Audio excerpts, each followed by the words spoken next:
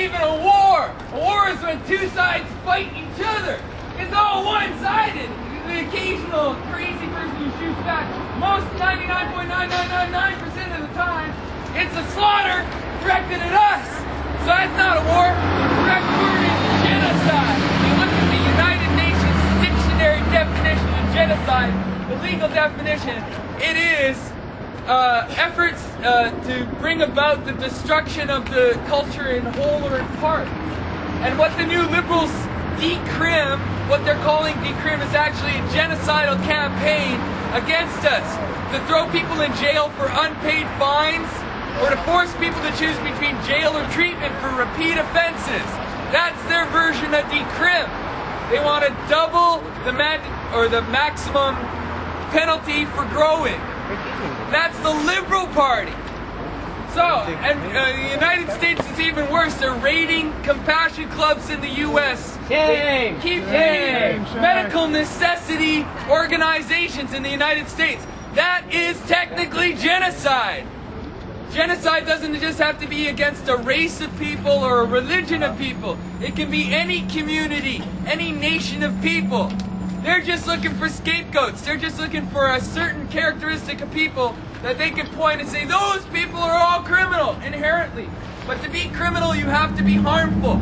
Cannabis users, growers, and dealers are not harmful. It costs hundreds of dollars for each person every year to pay for the harm caused by tobacco. Hundreds of dollars from each person every year to pay for the harm caused by alcohol. It costs pennies.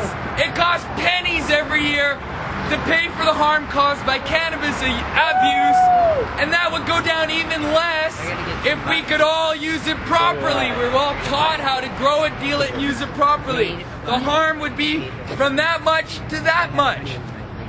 All we need are cafes, anti-impairment laws so that you're not driving while impaired, and organic standards. We can wipe out all the problems that may come with cannabis abuse through teaching proper use. Educate and regulate. We know it.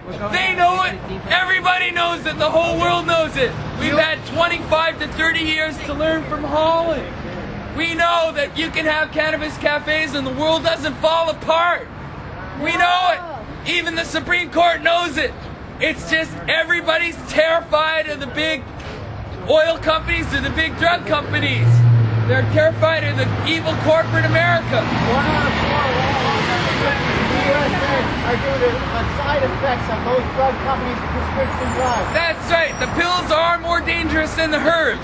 Actually, the Encyclopedia Britannica does say 30% of the people in hospital are there because of their doctor and their pills. Encyclopedia Britannica 1989 under medicine. Look it up for yourself if you don't believe me.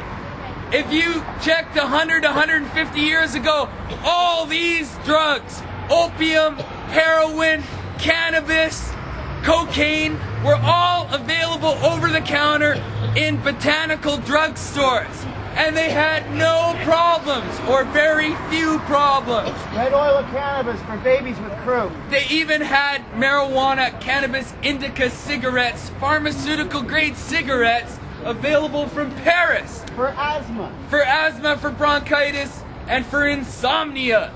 But no! Instead of letting us be and allowing the herbs to compete with the pills, they wanted a monopoly. And so they created the prohibition by inventing problems that didn't exist.